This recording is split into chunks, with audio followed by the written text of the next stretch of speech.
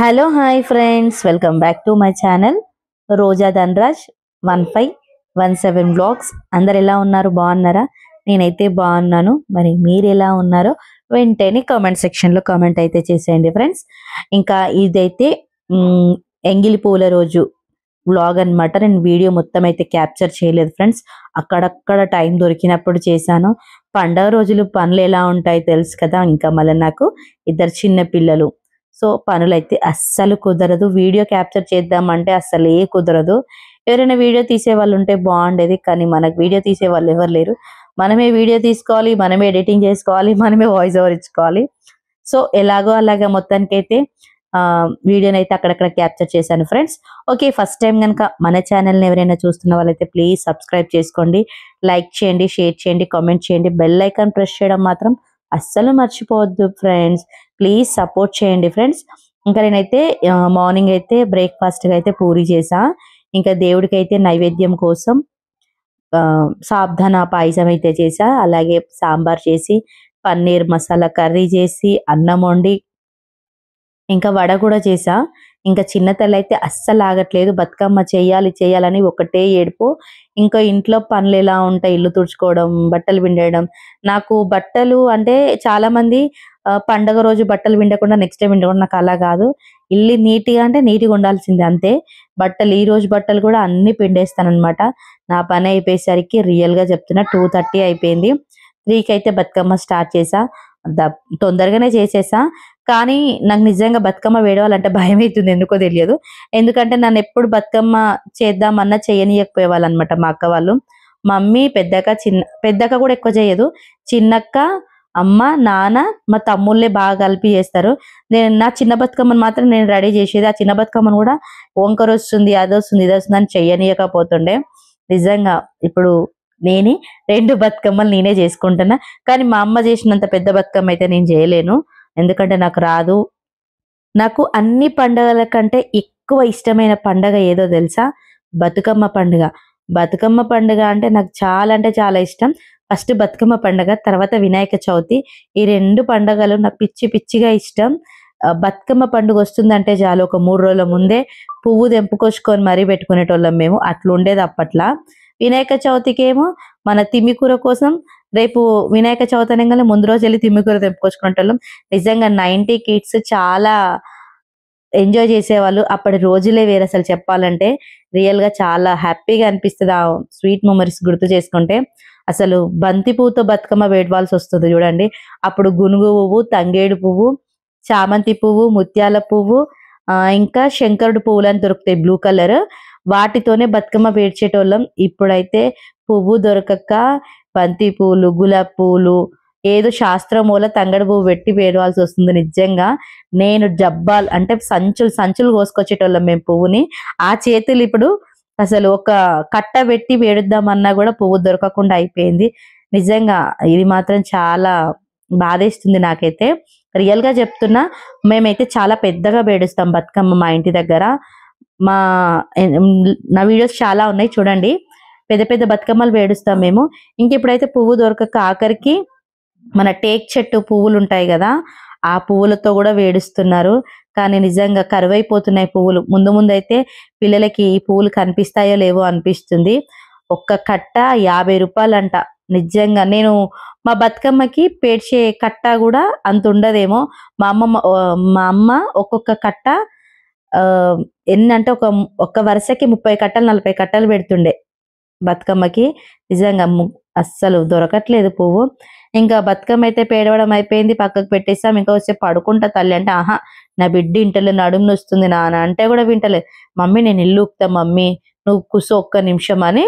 చూసిరా నా చిట్టి తల్లి ఎంత ఫాస్ట్ గా పని చేస్తుందో. కింద పడ్డ బొమ్మలు వాళ్ళు వేసిరు కదా, కింద వేసిన బొమ్మలను చూసి అబ్బా మమ్మీ ఎందుకు మమ్మీ అన్ని కిందేస్తారు మమ్మీ అని అంటుంది కదా. చిట్టి తల్లి నువ్వు ఒక్కరోజు ఊడిస్తేనే అట్లా అంటున్నావు, మరి మమ్మీ రోజు 3-4 టైమ్స్ ఊడుస్తుంది. మీరు అన్ని బొమ్మలన్నీ కిందేస్తారు కదా, మరి మమ్మీ ఎట్లా చేస్తుంది అంటే, అవునా మమ్మీ అనుకుంటా. నిజంగా ప్రతి ఇంట్లో ఆడపిల్ల ఉంటే ఆ కళే వేరుంటది కదా. రియల్‌గా నా బంగారు తల్లి మాత్రం కొన్ని విషయాలు నన్ను మస్తు అర్థం చేసుకుంటది. కానీ పిల్లలకి ప్రతి పని నేర్పించాలి. చిన్నగున్నప్పటి నుంచి మంచి చెడులనేది పేరెంట్స్‌గా మనం చెప్తేనే తెలుస్తుంది. నేను అప్పుడప్పుడు మా చిన్న తల్లితోని పనులు కూడా చేపిస్తాను. మొత్తం చదువు మీదనే కాకుండా తనకు అన్నీ వచ్చేలాగా నేర్పిస్తాను. అలాగే నేర్పించాలి. నేను చెప్పింది రైటా రాంగా చెప్పండి. మా పాపతో ఇల్లు ఊకించడం మా హస్బెండ్ చూసి ఇల్లు ఊకిచ్చినవా అని అన్నాడు. అన్నీ తెలియాలి గదా! గౌరవంగా పెరిగితే తర్వాత మనకే ప్రాబ్లమ్. వంట రావాలి, జాబ్ చేయాలి, చదువుకోవాలి. ప్రతి దాంట్లో అమ్మాయిలు ముందే ఉండాలి. ఏమంటారు ఫ్రెండ్స్? నిజమేనా? ఇంకా మొత్తానికైతే బతుకమ్మ అయిపోయింది. మేము రెడీ అయిపోయినాం. లేట్ అయిపోయింది. ఇంకా వర్షం వచ్చేలాగా ఉందని అనుకుంటూనే ఉన్నా. ఇంకా అందరం కలిసి ఈరోజు హాఫ్ సారీస్ ఏసుకుందామని అనుకున్నాము మా కాలనీ వాళ్ళందరం. సో, నేను కూడా హాఫ్ సారీ ఏసుకున్నా. నా చిట్టి తల్లి కూడా శారీ కట్టుకుంది. చూసారా నా చిట్టి తల్లి డ్రెస్ ఎలా ఉందో కామెంట్ చేయండి ఫ్రెండ్స్. ఇంకా ఇంట్లో అయితే పూజ చేసేసి కొబ్బరికాయ కొట్టేసి నేనైతే గౌరమ్మని చేసుకుంటా ఈరోజు. ఈ గౌరమ్మ మాత్రం బయటకెళ్ళదనమాట. ఇంట్లోనే ఉంటుంది. 9 రోజులు. మళ్ళా ఈ రోజు గౌరమ్మ, సద్దుల బతుకమ్మ రోజు గౌరమ్మ రెండొక దగ్గర కలిపి ఆ రోజైతే ఇంకా అందరికి పసుబొట్టు లాగిస్తా అన్నమాట. చూసారు కదా బతుకమ్మ అయిపోయింది. ఫాస్ట్ మా హస్బెండ్ అంటుండు ఆడోళ్ళ కంటే మొగోళ్ళకే తొందర ఎక్కువ. మా ఆయన అయితే ఇంకెప్పుడు తీసుకోవతావు నా బుర్ర తింటుండు. నువ్వు బతుకమ్మని తీసుకొని పోయేలోపు వర్షం దంచాలంట అని అన్నాడు. రియల్ గా ఏ మాటతోటి అన్నాడేమో గాని నిజంగానే మేము బతుకమ్మ పెట్టి ఒక అర్ధగంట తర్వాత ఫుల్ వర్షం పడ్డది ఫ్రెండ్స్. ఆ వర్షంలోనే బతుకమ్మ అయితే ఆడినాము. చూడండి మీకే అర్థమవుతుంది. ఇంకా మా ఇంటి ముందలైతే ఒక 5 రౌండ్లన్నా తిరగాలి కదా. సో బతుకమ్మని అయితే ఇంటి ముందు పెట్టి మంచిగా నా చిట్టి తల్లి చూడండి, నా బంగారు తల్లిని చూస్తే నాకు నిజంగా మస్తు హ్యాపీగా ఉంది. మంచిగా ఆడుతుంది బతుకమ్మ. మా చెల్లి కూడా వచ్చింది అనమాట ఈ రోజు నా దగ్గరికి. సో మా చెల్లి నేనైతే ఒక 2-3 సెల్ఫీలు దిగినాం. మా చిట్టి తల్లిని కూడా ఫోటోలు దింపినాం. నిజంగా మా ఆయన అయితే చాలా సెల్ఫిష్ అబ్బా. నాకు మస్తు కోపం వస్తుంది. ఎందుకంటారా, రన్నింగ్ వీడియోలోనే పెట్టి నా చిట్టి తల్లిని ఫోటోలు తీసిండు, నన్ను ఫోటోలు తీసిండు. ఒక్క ఫోటో కూడా మంచిగా రాలేదు. కెమెరా వీడియో ఆఫ్ చేసి ఫొటోస్ తీయొచ్చు కదా, ఆ మాత్రం తెలియదా? మా ఆయనకి ఎప్పుడు వీడియో తీయమని ఇచ్చినా ఏదో ఒక మిస్టేక్ చేస్తూనే ఉంటాడు. అందుకే నేను తీయనియ్య, నా వీడియోలు నేనే తీసుకుంటా. నిజంగా మస్తు ఫీల్ అయినా. అసలు ఏం ఫోటోలు తీసినావు కన్నా అని కొద్దిసేపు మా ఆయన మీద గుస్సా అయినా. సర్లే అన్నాడు. ఇంకా మొత్తానికైతే బతుకమ్మ స్పాట్కి వచ్చేసాము. బతుకమ్మను పెట్టేశాము. ఇంకా ఆడడం అయితే స్టార్ట్ చేసేసాం ఫ్రెండ్స్. ఇక్కడ కాలనీలో నిజంగా చాలా మంచిగా సెలబ్రేట్ చేస్తారు. చిన్న పెద్ద అందరం కలిసి ఆడతాం. అస్సలు మొహమాటం ఉండదు, సిగ్గు ఏమి పడాల్సిన అవసరం లేదు. అంత బాగా ఆడతాం మేమైతే. చాలా ఎంకరేజ్మెంట్ ఉంటుంది ఇక్కడ.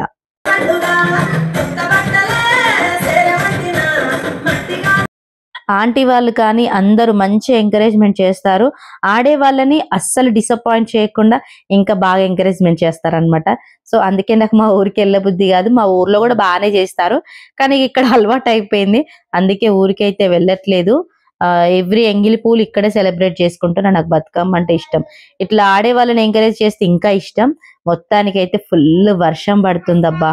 వర్షంలోనే ఆట స్టార్ట్ చేసాము. అస్సలు ఆగలేదు. ఫస్ట్ నేను ఇంకా 2 అమ్మాయిలం కలిసి వెళ్ళాం వర్షంలో ఆడదామని. సో ఇంకా మొత్తానికైతే మేము రాగానే మిగతా వాళ్ళు కూడా వచ్చేసారు మా వెనకాల ఆడడానికి.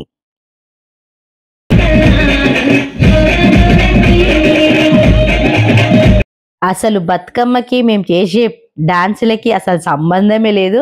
ఇంకా వర్షం పడుతుంది కదా, ఎవరికి నచ్చినట్టు వాళ్ళ డాన్స్ అయితే ఆడేసామన్నమాట. ఒక్కొక్కరం ఒక్కొక్కలాగా చేసినాం. లేకపోతే బతుకమ్మ చాలా బాగా ఆడతారు.